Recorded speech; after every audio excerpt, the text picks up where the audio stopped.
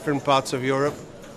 Hopefully it'll be places like Estonia, Romania, Moscow, and probably Barcelona.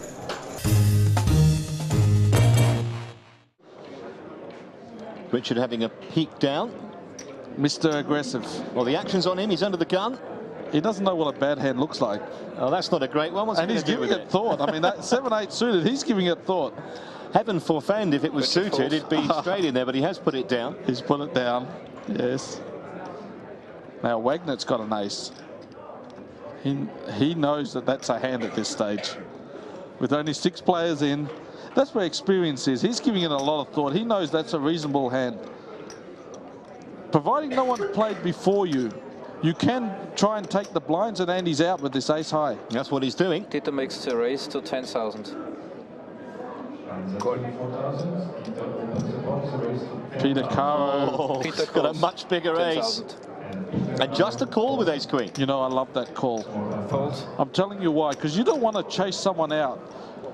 He knows he's got more or less the best hand, but he doesn't want to chase another ace out of the pot. He wants someone with ace 6 or even ace 10 to call. Well, Orlov's called as well. He's got king jack. Right. We saw an ace folded, so it's unlikely an ace is going to hit. Now, I'll tell you what's going through Peter's head here. He's called someone with ace queen. He knows that his ace queen is good, and it's suited as well. And we got 3 diamonds. Check. Now, I don't think Peter's going to run people out. Top pair for Orlov here as well, and he's got the king of diamonds. Right, that's a strong hand for Orlov. He might, if Peter bets, I've got a feeling that Orlov might even go all in. Check. They all check. Cagey. They all check. Orlov better hope it's not a diamond. It's not. That's an unlucky card for Peter Caro. That might be the only hand that stops him getting paid because it's off. the overcard to his jack. It's an overcard to the jack, and now the jack is not worth that much. And Ditto's thinking about making a move. And he's bad. 11,500. And he's got the worst of it. But he's not going to lose any more than what he's just put in. That's for sure. So it's not a bad bet, but he's run into 2 hands. Here's a little act. He's just checking now that those Peter, diamonds haven't changed, and they haven't. I wouldn't be surprised if Peter does not raise. Peter calls 11,500. There you go. He's only calling. Well, as things stand, he's got the stone cold nuts. Right. I'll tell you what's running through Dieter's head now. He'd be thinking Peter's made the call with just 1 diamond. Sergey calls 11,500. So now this might force Dito to have another raise come the river. And of course, Orlov's calling, thinking that his king of diamonds is going to be good. Also trying to make the flush. You better hope he doesn't. Well, it's 3-way action. Very unusual. Here's the river. Oh, trick jacks now. Well, Olive thinks he's got the best hand, and he's in trouble. And is that a frightener for Corral? Could he possibly put Olive on a house? No. No, he knows. He knows that if Olive had 2 pair before the last card, he would have been betting at it. Comes the jack on the river. Olive thinks he's 95% he has the best hand. And he's got the best hand, Corral, and he's got the biggest heart rate just, but Orlov's is right up there too. Now what's Dito doing? He's got absolutely nothing. He's got ace 6 offsuit. Now Peter's got to raise all in. Peter calls. Peter just calls, and now I think Olive will raise all in. Yeah. Olive might raise all in here. He's got trick jacks. I didn't like the call. Call. What's Olive got to do? He's conservative. He'll probably call too. Just a call. And now will Corral be thinking, oh, I should have put more in there. I could have got more out of him. Yeah. Yeah. Dito's embarrassed. He's looking up for some help. Yeah, he knows. He doesn't even want to open that card. I thought Peter could have raised all in, and in that situation, Olive would have had to call him. Well, it's still a big pot, and it's catapulted Corral into the chip lead now. He's got nearly 235,000. And there you go. That's an instance where viewers back home have to realise that when you hit that massive flop of the nut flush, don't get carried away. You've got to make some money out of that flop. And Peter, it was better to be slow and earn some chips. And that's what he's done. That's his share, the blue part of that pie. Right, he's the chip leader. That was smart. He made some money with that big hand. He got chips off Dito the only way possible. Dito was trying to bluff. He didn't realise that Peter was so strong, and he fell right into that web.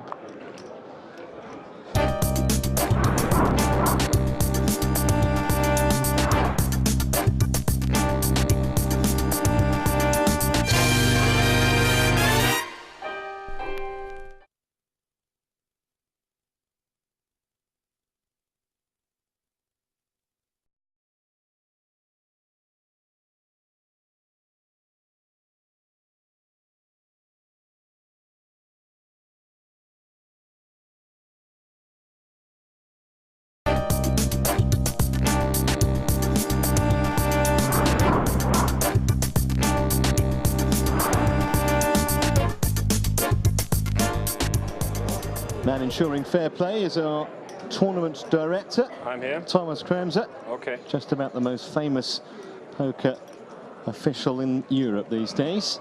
Nothing gets past Thomas. Gregory, raise. Ace-9 suited. Reasonable hand.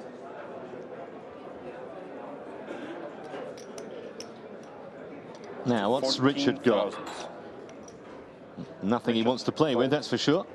King-9 he had suited, but not against the raise. There's an ace for Wegener. He might decide.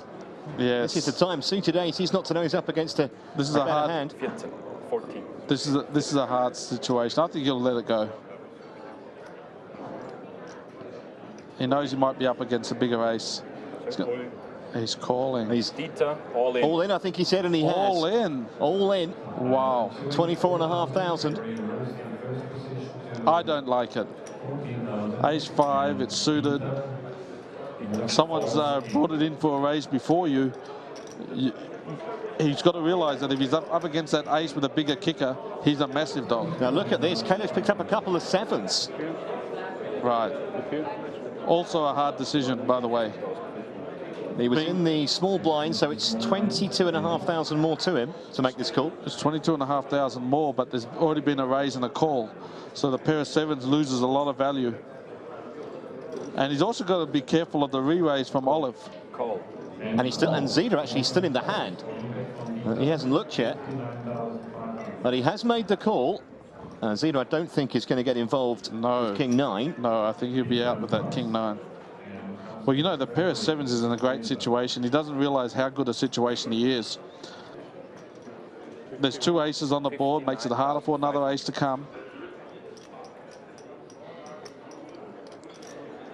He shouldn't be that worried because Dieter's already all in, so his chances of losing a big pot reduced dramatically.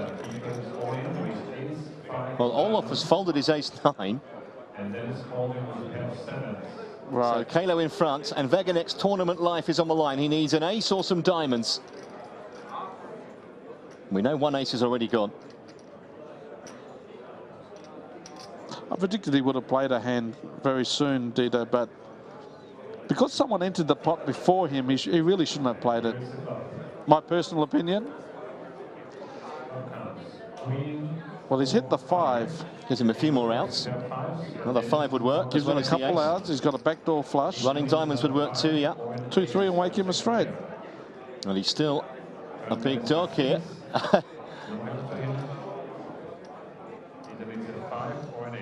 Ace or 5 only. Otherwise, he's walking. Oh, he's hit it! He's hit it! Wow. Trips on the river. A sickener for Kalo, and Wegener was out the door. He had his jacket. He's got to sit down again. This is Texas Hold'em at its best. Gee. Well, you saw the percentages. He was a big, big underdog. And somehow he's conjured that 5 on the river, and he's still alive.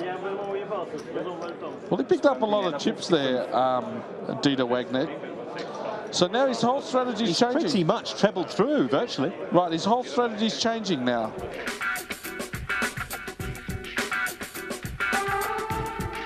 I think it's a very nice city. You know, it's very safe. We have a very good infrastructure. I really like the city. I really like the atmosphere of the city. Today I've been to the Prater. That's a big Ferris wheel, which is very popular here, and that was very nice.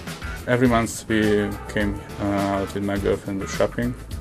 once in a month.